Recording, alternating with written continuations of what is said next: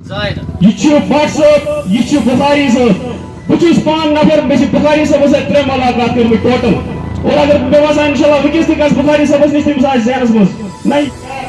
اگر کانٛہہ نش ٹوٹل کر کا کم گئی سجال ابھی یہ 70 سال کی نہیں ہے، اس کو 60 سال 50 سال 40 سال نہیں ہوئے،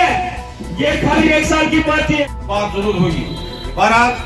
بٹ صاحب جناب خالد صاحب thank you thank you thank you ہم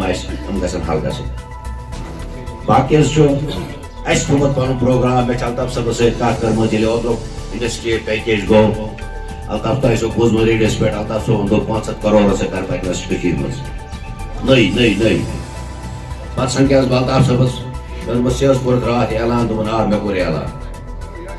سین گروپن سے کور اعلان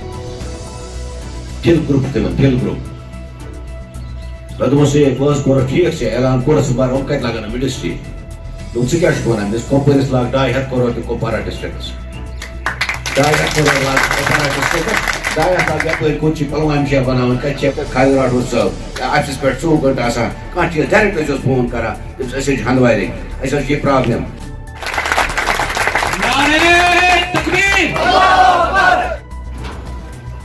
آپ کی اور اس ہندوارہ کی شان عبدالرشید بٹ صاحب ہمارے جہاں تک کشمیر کی جموں کشمیر کی سیاست کی بات کرے مشکلاتوں میں دو چار ہے جہاں یا کوئی بھی چیز یہاں پہ متوقع نہیں ہے۔ آپ کو پتا ہے کہ ہمارے حریف جو ہے وہ ایسے لباسوں میں آتے ہیں کال آسان اخ لباس لگت صبح آسان دہم لباس لگت اور ہمارے اسلاف کو میں ہمارے اسلاف جو ہے تمہیں سوچ ساتھ میں اگر ہمارے پردادوں کی بات کروں وہ سیدھے سادے لوگ تھے، ان کو استعمال کیا گیا اور ان کو جذباتی سیاست کے نام پہ ان کو میں بیوقوف نہیں کہوں گا کیونکہ ہمارے اسلاف بیوقوف نہیں ہو سکتے ہیں، لیکن وہ سیدھے سادے لوگ تھے، ان کو غلط راستے پہ چڑھایا گیا اور جس کا خمیازہ آج ہمارا نوجوان یہاں پہ اٹھا رہا ہے، جس کا خمیازہ آج وہ نوجوان اٹھا رہا ہے۔ لیڈر کو وہاں پہ کہتا تھا میں نے ان کو کہا جو سو کال لیڈر وہاں پہ اپنے آپ کو کہتا ہے، میں نے کہا جناب مجھے لگتا ہے کہ آرٹیکل 370 کو اٹھانے کی کوشش کی جا رہی ہے، مجھے لگ رہا ہے کہ ہمارے لیڈروں کو ہمارے ممبر پارلیمنٹس کو کلاک ٹاور گھنٹہ کا رسی پیسہ اس نیبر نیئر میچ پیسہ ان کے دروازوں پہ کرنے سے ان کو احساس دلائیں گے کہ آپ یہاں پہ جو حکمران خود کو سمجھنے لگے ہو آپ کو انشاءاللہ ٹنل کراس کر کے بھگانے کا وقت آ گیا ہے، آپ کو زیادہ منمانی کرنے کی اجازت نہیں دیں گے۔ یہ ڈور جو ہے یہ اپنی پارٹی اپنے ہاتھوں میں لینے والی ہے اور ان آفیسرز کو بھی کہنا چاہتا ہوں جو غلطیاں ہوئی آپ سے اب آپ اپنی غلطیوں کو سدھارنے کی اٹھا کے اور کھڑے ہو کے مجھے یہ بات دے دیجئے کہ ہم ان مکاروں کی نوجوان لوگ سڑکوں پر آ کر پتھرے پھینکیں گے اور ان کو جیل میں بھرتی کہ ہم سیاست کریں گے، لیکن الطاف صاحب نے ان کو سیاست کرنے نہیں دے دیا اور اپنی پارٹی وجود میں لائی۔ الحمدللہ میں فخر سے کہتا ہوں جب ہمیشہ برو پکن موقع دن کت کرن موقع دن مت گئی لگ بھگ 15 ور درا میون فادر پی سی کانفرنس مز بہ دراوس میری فیملی درائے مے کر انشاءاللہ شکر خدایس کن اس رزلٹ آز برونکن محنت کر تہ جو محنت فرض بنا کے مگر ہمارے پاس وسائل نہیں ہے جناب۔ آپ نے ٹریول کیا سری نگر سے کپوارہ اس ٹائم ہندوارہ وہ ہو رہے ہیں باقی ڈسٹرکٹس میں جیسے ہو رہے ہیں۔ آج ہم نے